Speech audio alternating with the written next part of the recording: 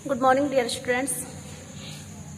ये आपके आज 12th में होम साइंस का सब्जेक्ट स्टार्ट होने जा रहा। ठीक है, इसमें आपका चैप्टर नंबर 1 है। ये आपकी जो होम साइंस है, इसे जो आपकी बुक है, ये 12th क्लास की जो बुक है, इस बुक को आपके 2 खंडों में डिवाइड किया गया है, कै और खे। ठीक है, तो इसमें पहला पोर्शन है हमारा खंड कै। ठीक है, इसी का हमारा चैप्टर नंबर 1 है। इस चैप्टर का नेम है हमारा आहार में दूध का पौष्टिक महत्व। कि जो हमारा भोजन है उसमें दूध का क्या महत्व है, पौष्टिक महत्व क्या है, या दूध को पौष्टिक आहार क्यों कहते हैं। ठीक है, सबसे पहले हमें इस चीज़ के बारे में समझना है कि दूध को हम पौष्टिक आहार क्यों माना जाता है दूध को। ठीक है, देखिएगा, दूध एक संपूर्ण भोज्य पदार्थ है जिसमें भोजन के समस्त अवयव जैसे प्रोटीन, कार्बोहाइड्रेट, वसा, लवण, विटामिन तथा जल प्रचुर मात्रा में विद्यमान होते हैं, इसलिए दूध को पौष्टिक आहार माना जाता है। ठीक है, डेफिनेशन तो हो गई है ये।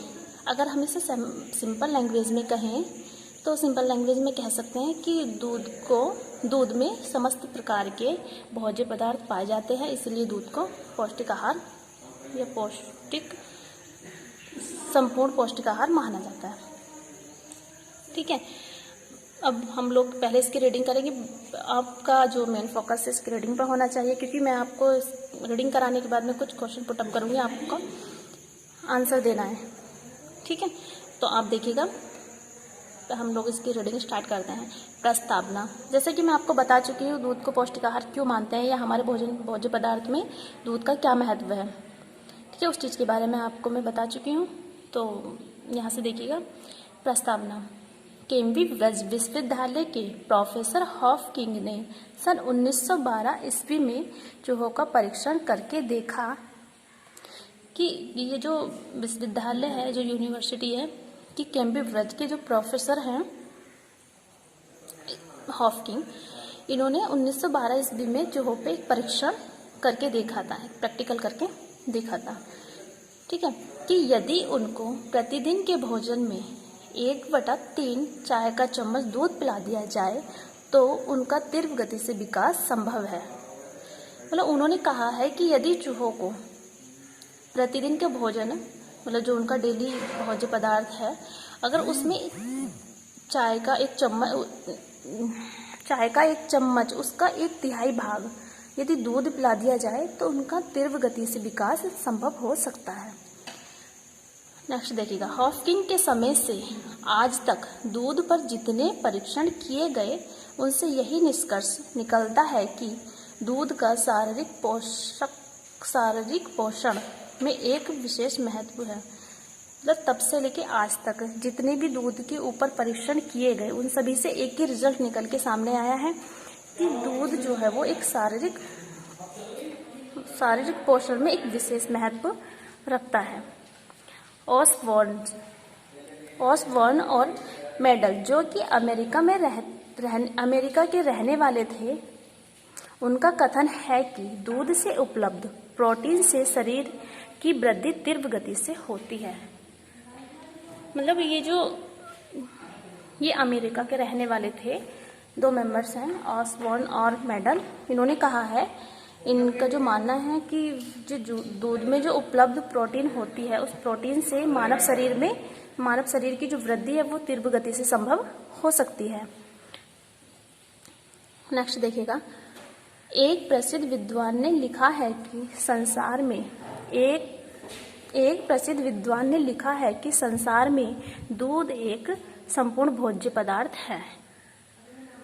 ठीक है, एक विद्वान है जो हमारे वर्ल्ड में एक विद्वान है, उन्होंने लिखा है कि दूध जो है एक संपूर्ण भोज्य पदार्थ है। Milk is a perfect food in the world. वह भोज्य पदार्थ जिसमें भोजन के समस्त अवयव प्रोटीन, कार्बोहाइड्रेट, वसा, लवण, विटामिन तथा जल विद्वान हो पूर्ण भोजन कहलाता है। मतलब कहने का मतलब ये है कि जिस भोज्य पदार्थ में ये समस्त 6 गुण पाए जाते हैं, जैसे कि प्रोटीन, कार्बोहाइड्रेट, वसा, विटामिन, जल आदि पाए जाते हैं, वो संपूर्ण तरीके से भोज्य पदार्थ माना जाता है। तो उसी में से दूध जो है वो हमारा एक है कि दूध में ये सभी तरीके के भोज्य पदार्थ, ये अवयव पाए जाते हैं। ठीक है, इसीलिए दूध को संपूर्ण आहार कहते हैं। वस्तुतः दूध में वे सभी गुण हैं जो उसे पूर्ण भोजन पदार्थ कह सकते हैं। मतलब दूध जो है उसी में ये सारे के सारे गुण हैं जिससे हम दूध को पूर्ण भोज्य पदार्थ कह सकते हैं। व्यक्ति पूर्ण रूपेण स्वस्थ रहकर अपना कार्य कर सके, इसके लिए उसे पर्याप्त शक्ति वाले भोजन की आवश्यकता होती है। मतलब कहने का मतलब यह है कि व्यक्ति पूर्ण रूप से स्वस्थ रह के अपना कार्य जो उसकी दिनचर्या है वो कार्य सफलतापूर्वक कर सके, तो उसके लिए उसे समस्त शक्ति वाले जो ऊर्जा देने वाले जो भोज्य पदार्थ है उन सब की आवश्यकता होती है, जिससे उसका विकास उचित रूप से हो सके।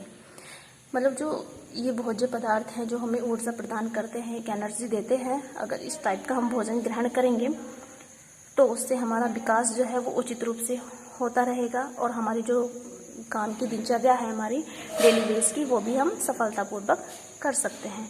यदि उसे पूर्ण भोजन की प्राप्ति नहीं होगी तो वह उत्तरोत्तर दुबला व क्षीण हो जाएगा। यदि उसे ये पौष्टिक आहार वगैरह नहीं मिलेगा और जो हमारा भोजन है अगर वो भी उसे नहीं मिलेगा तो वो दुबला पतला हो जाएगा और जो उसकी दिनचर्या वो फिर वो उस तरीके से काम नहीं कर पाएगा जिस तरीके से वो संपूर्ण जो भोज्य पदार्थ हैं उन्हें ग्रहण करके करता है। मतलब काफ़ी डिफरेंस हो जाता है दोनों में। उसकी कार्य क्षमता भी कम हो जाएगी। ठीक है, जब वो दुबला पतला हो जाएगा, भोज्य पदार्थ उसे सही से नहीं मिलेंगे तो वो दुबला पतला हो जाएगा। जब दुबला पतला होगा तो उसकी कार्य क्षमता जो है, जो कार्य करने की क्षमता है वो क्षीण हो जाएगी, वो कम हो जाएगी। शिशु आरंभ में पूर्ण रूप से दूध पर ही निर्भर रहता है। जब नवजात शिशु होता है तो वो पूर्ण रूप से, उसका और कुछ तो भोजन होता ही नहीं है, वो पूर्ण रूप से दूध पर ही निर्भर होता है। अतः निसंदेह दूध एक आदर्श एवं पूर्ण भोजन कहा जा सकता है। मतलब इसमें कोई संदेह नहीं है कि अगर हम दूध को ये कहें कि दूध एक आदर्श पूर्ण भोजन है तो इसमें इस टॉपिक पे कोई संदेह नहीं है, क्योंकि दूध एक अपने आप में एक पूर्ण आदर्श भोज्य पदार्थ है। भोजन में दूध का एक विशिष्ट महत्व निम्न कारणों से जाना जाता है। देखिएगा, नंबर 1, दूध में भोजन के लिए अवयवों की मात्रा। जो हमारा दूध है उसमें हमें 6 प्रकार के अवयव पाए गए हैं। तो पॉइंट नंबर 1 में ये बताया गया है कि दूध में भोजन के लिए अवयवों की मात्रा। तो इसमें दूध में हमारे प्रोटीन भी पाया जाता है, कार्बोहाइड्रेट भी पाया जाता है, वसा भी मिलता है, लवण, विटामिन, जल वगैरह, मतलब इसमें ये 6 तत्व मिलते हैं। नेक्स्ट पॉइंट है दूध के गुण। ठीक है, कि दूध के क्या क्या गुण हैं। तो अगर कोई भी व्यक्ति दूध को पीता है या दूध को ग्रहण करता है तो उसमें एनर्जी मिलती है, उसमें अलग अलग तरह की क्वालिटी पाई जाती है। जैसे कि मतलब कहने का मतलब यही है कि दूध के अलग अलग गुण होते हैं। दूध एक संतुलित आहार है, दूध को एक संतुलित आहार भी माना गया है। दूध का पाश्चुरीकरण। ठीक है, दूध का पाश्चुरीकरण पॉइंट नंबर 4 है इसमें, दूध का पाश्चुरीकरण। नेक्स्ट है इसमें पॉइंट नंबर 5, दूध के विभिन्न रूप। अभी आया दूध के विभिन्न रूप।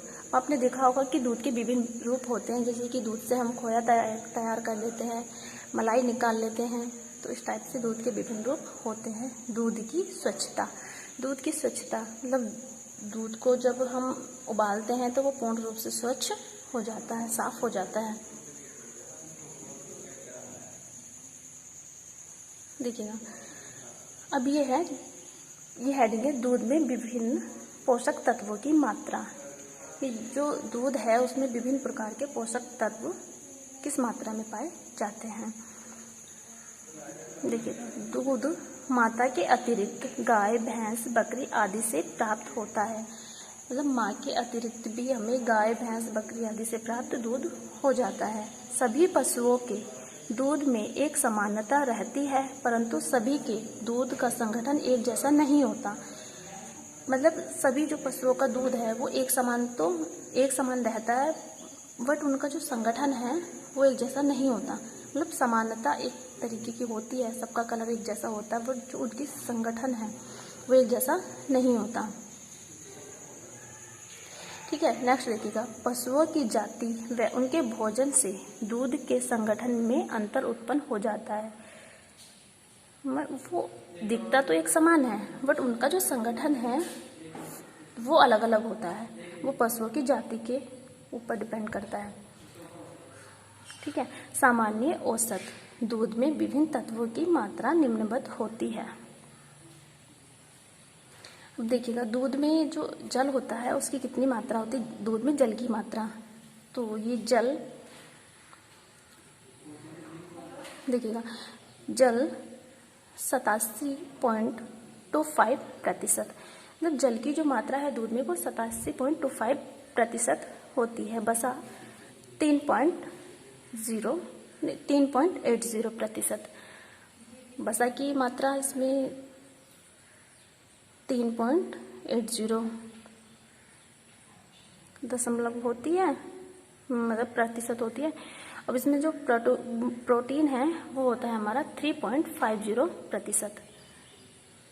ठीक है, तो प्रोटीन की जो मात्रा है हमारे दूध में वो है 3.50% मात्रा होती है प्रोटीन की। कार्बोहाइड्रेट की होती है इसमें 4.80%।